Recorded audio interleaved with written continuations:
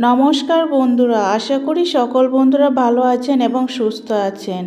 জয় শ্রীকৃষ্ণ। সকল কৃষ্ণ ভক্তদেরকে জানাচ্ছি আন্তরিক শুভেচ্ছা ও ভালোবাসা।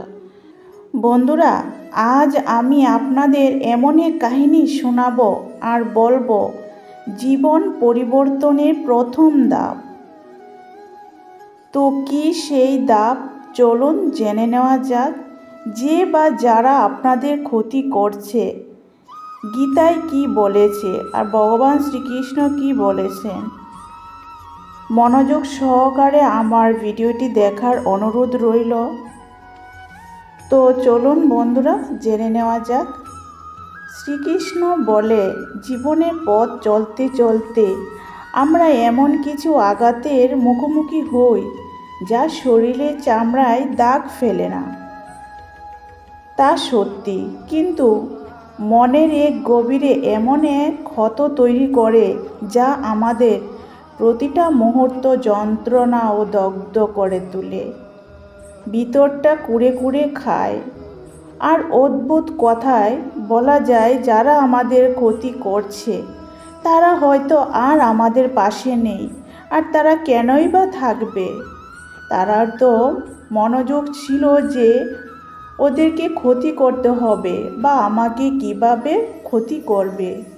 যে বা যারা আপনার ক্ষতি করছে তারা হয়তো দূরের কেউ নয় বা দূরের আত্মীয় স্বজন নয়, সে আপনার কাছের মানুষ। সে আপনার সঙ্গে ভালোভাবে মিশবে, ওঠা বসা করবে, সেই আপনার ক্ষতি করতে চেষ্টা করবে। আর তারাই বেশিরভাগ ক্ষতি করে। ভগবান শ্রীকৃষ্ণ বলেছেন, যারা আপনার ক্ষতি করছে তাদেরকে ক্ষতি করতে দাও। ভগবদ গীতায় বলে যে যারা ক্ষতি করে তাদের প্রতি ঘৃণা বা প্রতিশোধ নেওয়ার প্রয়োজন নেই। নিজের কর্তব্য পালন করে যান এবং অভ্যন্তরীণ শান্তি বজায় রেখে তাদের মোকাবেলা করা উচিত। কারণ কর্মফল বলে কিছু আছে, তা অনিবার্য এবং প্রত্যেকেই একই আত্মার অংশ।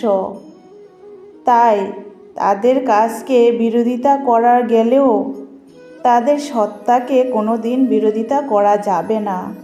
এবং নিজের আত্মাকে শুদ্ধ রেখো। ক্ষমা ও সহানুভূতির দ্বারা পরিস্থিতি সামাল দেওয়ার সবচেয়ে বড় শক্তি। ভগবান শ্রীকৃষ্ণ বলেছেন, পরিস্থিতি সামাল দেওয়ার কিভাবে মোকাবেলা করবেন। প্রথমত হলো অহিংসা ও ক্ষমা। আপনি প্রথমত ক্ষমাশীল হতে হবে। কাউকে আঘাত করা থেকে বিরত থাকতে হবে এবং যারা আপনাকে আঘাত করেছে তাদের প্রতিও বিদ্বেষ রাখবেন না, মনে কোনো ক্রোধ রাখবেন না। কারণ ঘৃণা শুধু আপনার বন্ধনকেই দৃঢ় করে। দ্বিতীয়ত ভগবান শ্রীকৃষ্ণ কি বলেছেন, কর্মফল বিশ্বাস করুন। প্রত্যেকেই তার কর্মের ফল ভোগ করতে হবে এবং আমরা সকলেই আমাদের নিজেদের কর্মফল ভোগ করতে হবে। তাই প্রতিশোধ নেওয়ার প্রয়োজন নেই। তৃতীয়ত কর্তব্য পালন, ধর্ম পালন। আপনারা কর্তব্য পালন করে যান। ধর্মের প্রতি বিশ্বাস রাখুন, যা আপনার সঠিক পথে পরিচালিত করবে। চতুর্থ হলো আসক্তি ত্যাগ করতে হবে। ফলাফলের প্রতি আসক্ত না করে আপনি আপনার নিজের কর্ম করে যান। আপনি আপনার কর্তব্য করে যান। কর্মই হলো শ্রেষ্ঠ ধর্ম। অবশ্যই আপনি শেষ অবধি আপনার কর্মের ফল অবশ্যই পাবেন। পঞ্চমত হলো নিয়ন্ত্রণ ও শান্তি। কিভাবে আপনি আপনার মনকে শান্তিতে রাখবেন। নিজের ভেতরে শান্তি বজায় রাখুন। অন্যের আচরণে বিচলিত হবেন না। যেমন কথায় আছে, পদ্মফুল জলের উপর থেকেই অবিচল থাকে, ঠিক সেভাবে আপনি আপনার নিজের প্রতি আসক্ত অবিচল থাকবেন। জ্ঞান ও সহানুভূতি। আপনি যদি সঠিক জ্ঞান লাভ করেন তাহলে আপনি আপনার সহানুভূতিশীল এবং অন্যের প্রতি যে দয়া পান সেটি অবশ্যই আপনার মনের ভেতর জাগ্রত হবে। সঠিক জ্ঞান লাভ করুন এবং সবার প্রতি সহানুভূতিশীল হন। মনে রাখবেন, সবাই একই আত্মার অংশ, তাই শত্রু ভাবার কোনো অবকাশ নেই। আমরা একই আত্মার মানুষ, একই আত্মার অংশ। সীমা নির্ধারণ, এর মানে এই নয় যে আপনি দুর্বল হবেন। প্রয়োজনে নিজেকে রক্ষা করতে পারবেন এবং ন্যায় বিচারের জন্য রুখে দাঁড়াতে পারেন, তবে তা ঘৃণা বা প্রতিশোধের বশবর্তী হয়ে নয়।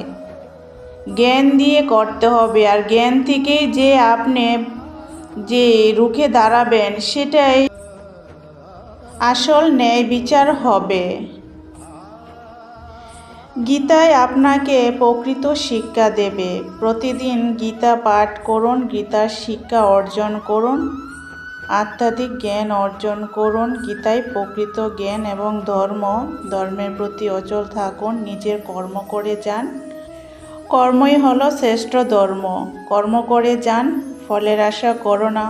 অবশ্যই আপনি যেভাবে কর্ম করবেন অবশ্যই সেই ফল আপনি উপভোগ করবেন।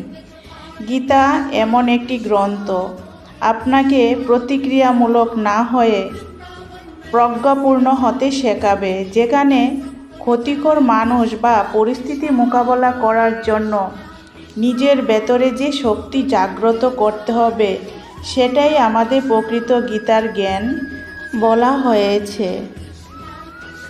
বন্ধুরা, আজ এই পর্যন্তই। আমার ভিডিওটি কেমন হয়েছে অবশ্যই কমেন্টে জানাবেন, আর কমেন্টে অবশ্যই জয় শ্রীকৃষ্ণ লিখবেন। নতুন বন্ধু হয়ে থাকলে আমার চ্যানেলটি অবশ্যই সাবস্ক্রাইব করে পাশে থাকবেন, আর নতুন নতুন আপডেট ভিডিও আপনাদের কাছে পৌঁছে যাবে। ততক্ষণ বন্ধুরা আমার পাশে থাকুন আর দেখতে থাকুন। সবাই ভালো থাকবেন এবং সুস্থ থাকবেন। Thanks for watching my video.